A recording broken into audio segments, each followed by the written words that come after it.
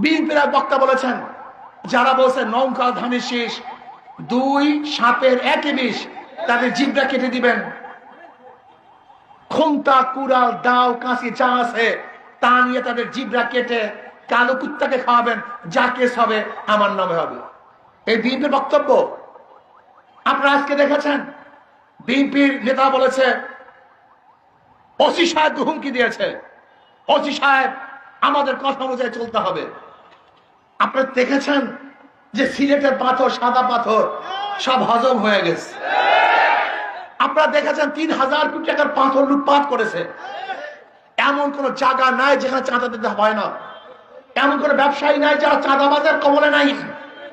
আজকে আমার মা বোনদের অবস্থাটা কি? ভোলায় তজিমুদ্দিন দেখেছেন, চাঁদা না দেওয়ার কারণে স্বামীর সামনে স্বামীকে বেঁধে রেখে স্ত্রীকে এই বিএনপির লোকজন ধর্ষণ করেছে। আপনারা বগুড়ায় দেখেছেন, বাবা মেয়েকে বিবাহ দেওয়ার রাজি না হওয়ার কারণে মেয়ের সামনে বাবাকে হত্যা করেছে এই বিএনপির লোকজন। আপনারা দেখেছেন যে আজকে বিএনপির লোকজনের অবস্থাটা কি? চাঁদা না দেওয়ার কারণে মানুষকে হত্যা করছে, টর্চার সেলে নিয়ে অপমান করছে, অপদস্থ করছে, মারপিট করছে। ক্ষমতায় যাওয়ার আগেই তাদের এই অবস্থা। যদি ক্ষমতায় যায় অবস্থাটা কেমন হবে বলেন তো?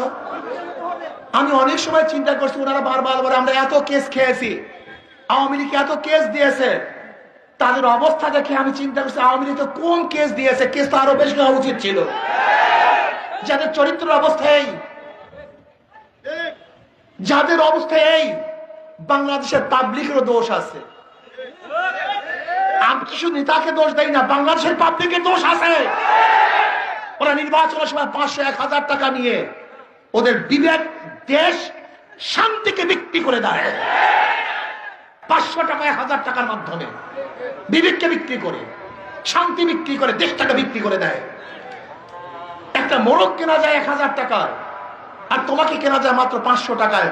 একটা মুরগির দামের চেয়েও তোমার দাম কম। লজ্জা থাকা উচিত। একটা ছাগলের দাম ১০,০০০ টাকা, আর তোমার দাম ১,০০০ টাকা। তুমি ছাগলের চেয়েও খারাপ। এই মানুষের বিবেক নষ্ট হয়ে গেছে।